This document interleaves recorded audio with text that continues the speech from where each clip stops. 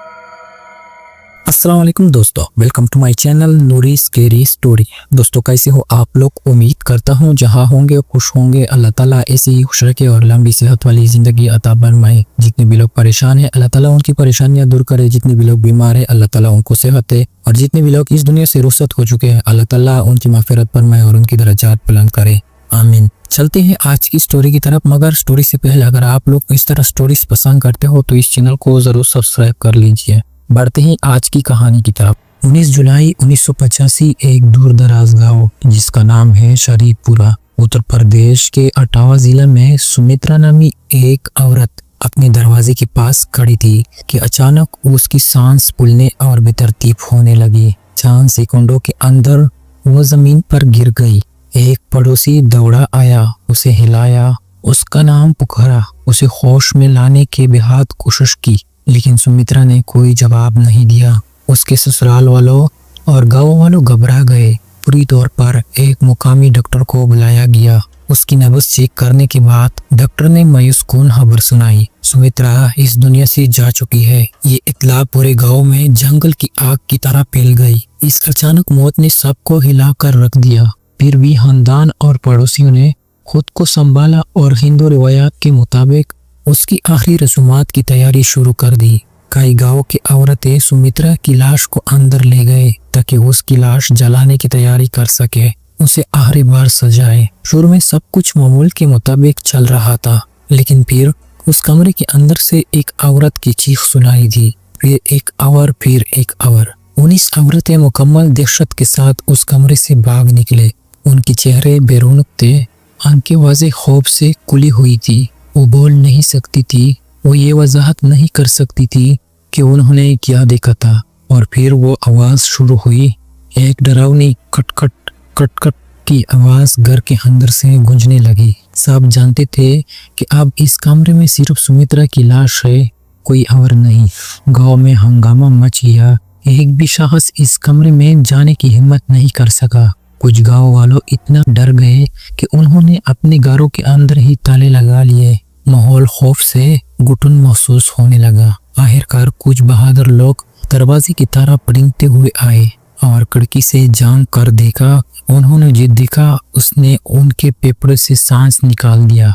मुर्दा औरत सीधी बैठी हुई थी, उसकी आंखें गैर फितरी तौर पर घूम रही थी और वो कटकट कटकट की आवाज ये उसके अपने मुंह से आ रही थी। उसके दांत किसी भयानक गैर इरादी ताल में आपस में टकरा रहे थे। लेकिन एक मुर्दा औरत अचानक कैसे जिंदा हो सकती है, और ये अजीब व गरीब रवैया क्यों? गांव वालों इस नतीजे पर पहुंचे, किसी रूह ने सुमित्रा के जिस्म पर कब्जा कर लिया है और अब उसे कंट्रोल कर रही है।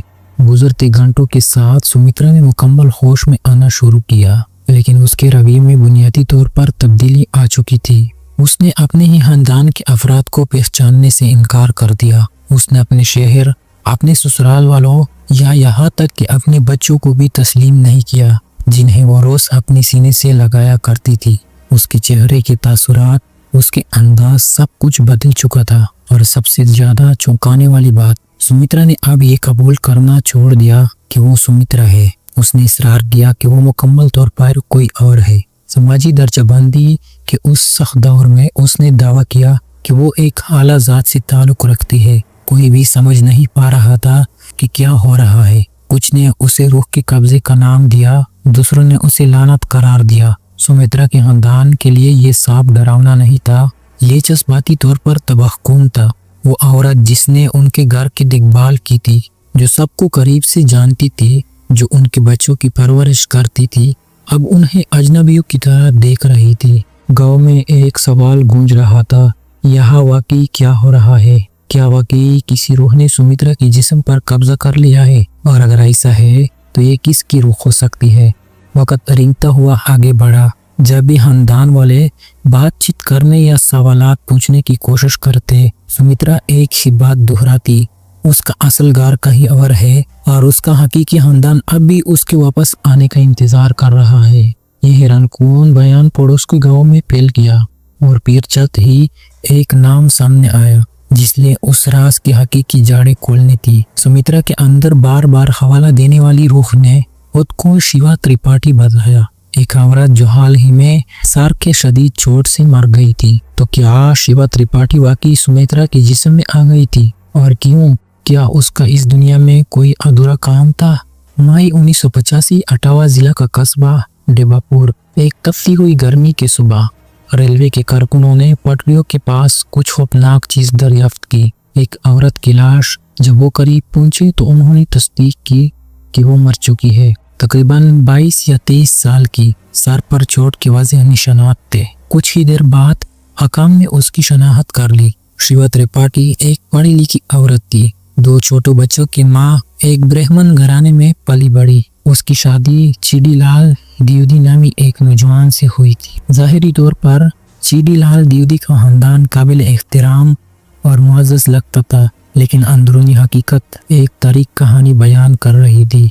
जहेज के मुतलबात और रोज़ाने की अजियत ने शिवा की जिंदगी को जहन्नम बना दिया था। वो अपने वालिद को कई बार हाथ लिख चुकी थी, जिनमें उसने तशद्दुद के बारे में बताया था। फिर भी उसके वालिद ने कोई कार्रवाई नहीं की। वो वाकई क्या कर सकते थे? शादी के बाद हर आसानी बेरहमी से जारी रही, यहाँ तक कि 18 मई 1985 के शाम को शिवा ने अपने चाचा को फोन किया। उसने उनसे कहा कि उसे बेदर्दी से पीटा जा रहा है, बर्दाश्त से बाहर तकलीफ दी जा रही है। उसके चाचा मदद करना चाहते थे, लेकिन दूरी की वजह से वो जल्दी से उसके ससुराल के घर नहीं पहुंच सके। अगले दिन शिवा की लाश रेलवे के पटरी पर पाई गई। पुलिस आई, लेकिन मुकाम पर कोई ठोस सबूत नहीं मिला। कोई खून के धब्बे नहीं, कोई जद्दोजहद के निशानात नहीं, सिर्फ वो पुरस्कार परेशान कौन सर की चोट। सबसे ज्यादा मशकूक जब हकाम मौत की असल वजह जानने के लिए लाश को पोस्टमार्टम के लिए भेजना चाहते थे, तो उसके ससुराल उन्होंने उसे रोक दिया। उन्होंने शिवा के वालिद के आने से पहले ही मिट्टी के तेल में भगोई हुई लकड़ियों का इस्तेमाल करते हुए जल्दी से लाश को जला दिया। जब तक वो मुकाम पर पहुंचा, उन्होंने उसकी बेटी की लाश को रख में तब्दील कर दिया था। ये देखकर शिवा के वालिद राम सिंह त्रिपाठी इस नतीजे पर पहुंचे कि उसकी बेटी के ससुराल वालों ने उसे जहेज के लिए कत्ल कर दिया था। उसने उनके खिलाफ पुलिस में शिकायत दर्ज कराई, लेकिन बगैर लाश के और बगैर ठोस सबूत के केस ठंडा पड़ गया। मुकामी अखबारात ने इस कहानी को कवर किया। कुछ ने इस पर बात की, दूसरों ने इसरार किया कि असली कातिल था। इंसाफ का निज़ाम बेबस रहा, सबूत मौजूद नहीं थे और मुश्तबा मुजरिम आज़ाद घूम रहे थे। इस तरह शिवा की मौत एक हाल तलबनामा बन रही थी, लेकिन इसके बाद जो हुआ वो इससे भी ज्यादा पुरस्कार साबित हुआ।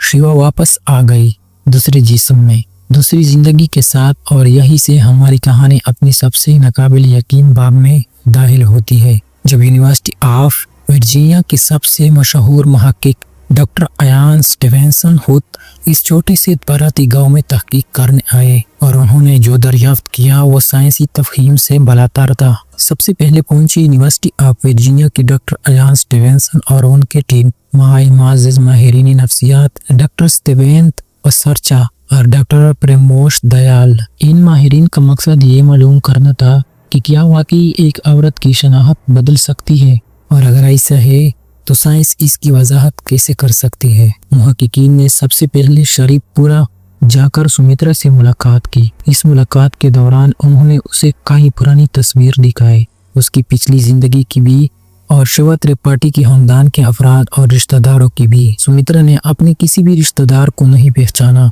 लेकिन उसने उन तस्वीरों में मौजूद शिवा त्रिपाठी के 12 से 15 खानदान के अफराद को दुरुस्त तरीके से पहचान लिया। ये वो लोग थे जिनसे सुमित्रा अपनी पूरी जिंदगी में कभी नहीं मिली थी। शिवा के बारे में खबरें तो मौजूद थी, लेकिन उन मज़ामीन में उसके रिश्तेदारों के नाम का कभी जिक्र नहीं किया गया था, और शरीफपुरा के रिहायशियों को शिवा त्रिपाठी के वाक़ये के बारे में कतई तौर पर कुछ नहीं मालूम था। अगला मुहक्किकीन ने सुमित्रा को शिवा के आबाई घर अरगांव ले जाने का फैसला किया। वहां पहुंचे पर सुमित्रा के रवैये में डरमाई तौर पर तब्दीली आ गई। बचपन की यादें वापस आ गई।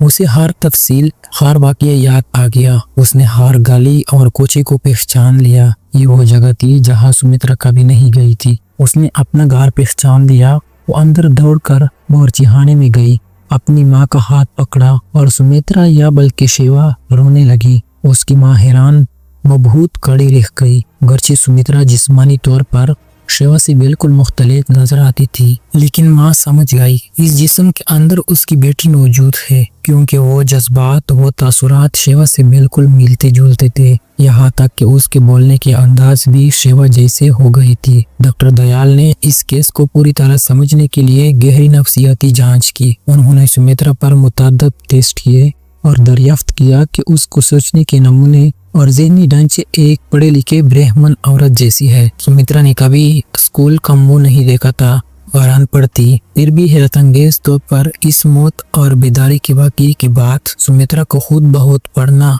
और लिखना आ गया। फिर हाथ के लिखावट का तजिया किया गया। जब सुमित्रा अभी सुमित्रा थी, उसने अपनी शेवर के कभी हाथ नहीं लिखा था, लेकिन उससे पहले घर पर की गई कोई भी लिखाई वो हाथ की लिखावट और मौजूद सुमित्रा के हाथ की लिखावट मुकम्मल तौर पर बदल चुकी थी। और अब सुमित्रा जो लिखती थी वो शिवा के हाथ की लिखावट से बिल्कुल मिलती थी।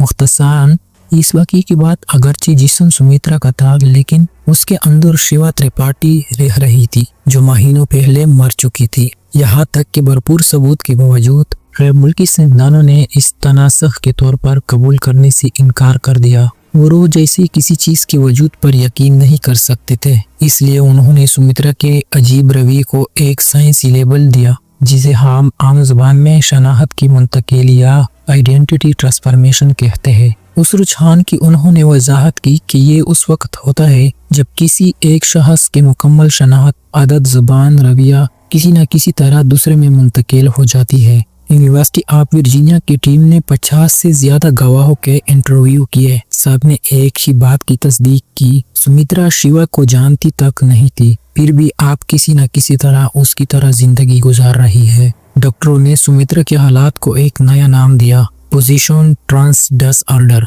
लेकिन अंदरूनी तौर पर उन्होंने कुछ अहम बात तस्लीम की और ये भी इतराफ़ किया, किसी भी जहनी बीमारी के जरिए किसी दूसरे इंसान के बारे में इस कदर दुरुस्त ज़ाती मालूमात किसी दूसरे शख्स की जिस्म में मुंतकिल नहीं हो सकती। इस केस को तफसील से दस्तावेजी शक्ल दी गई और 1989 में जर्नल ऑफ साइंटिफिक एक्सप्लोरेशन में शाया किया गया, जिसका उन्वान था हिंदुस्तान में पोजीशन की एक मिसाल, जिस पर पैरानॉर्मल इल्म के सबूत हैं। देखे यहाँ तक कि साइंसी दुनिया इस वाक़ये पर दो कैंपों में बट गई। कुछ माहिरीन ने उसे गोश्त या रूह दूसरे जिस्म में दाखिल का सबूत समझा, एक रूह दूसरी जिस्मानी शक्ल में दाखिल हो रही है।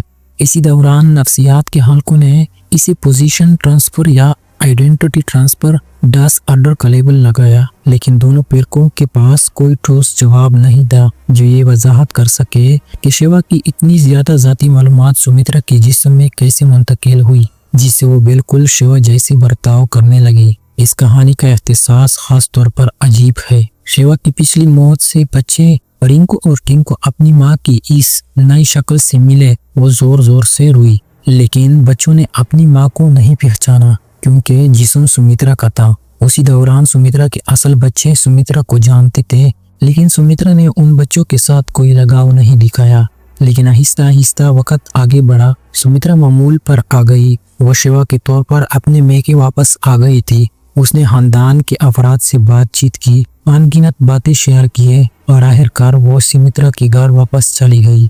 अंदरूनी तौर पर वो सुमित्रा नहीं थी, फिर भी उसके बावजूद उसने सुमित्रा के बच्चों की भी परवरिश की। वो 13 साल तक सुमित्रा के तौर पर जिंदा रही, अगरचे अंदर वो शिवा ही रही। वो अपने बच्चे रिंकू और टिंकू के लिए सोग मनाती रही, उनके लिए तकलीफ सहती रही और आखिरकार 13 साल तक उस तरह जिंदगी गुजारने के बाद दूर से रिंकू और टिंकू को बड़ा होते देखते हुए और साथ ही सुमित्रा के बच्चों की परवरिश करते हुए 13 साल बाद सुमित्रा, यहाँ में कहना चाहिए शिवा, इस दुनिया से रुखसत हो गई। ये केस आज भी पैरासाइकोलॉजी के सबसे ज्यादा हाल तलब इसरार में से एक है। फिर भी किसी के पास अहम सवालात के जवाबात नहीं है। शिवा सुमित्रा के जिस्म में क्यों वापस आई, इसका मकसद क्या था? उसने अपने ससुराल वालों के बारे में ऐसी कोई बात क्यों नहीं की कि जो उनके मुजरिम होने का सबूत कर सकती? इस बात का इतराफ़ है कि मुख्तलिफ वेबसाइट, मुख्तलिफ मज़ामीन, मुख्तलिफ खबरों की रिपोर्ट्स में मुतज़ाद मालूमात है। हर जगह बहुत मुख्तलिफ तफसीलात दस्तयाब है, लेकिन ये वाक़या एक यकीनी सवाल पैदा करता है, क्या रूह के सामने साइंस की तमाम हुदूद वाकई बेबस हो जाती है, या ये सारा रुझान इंसानी जहन की गहराइयों में है जिसे समझने में हमें अभी सदियों लगेंगे।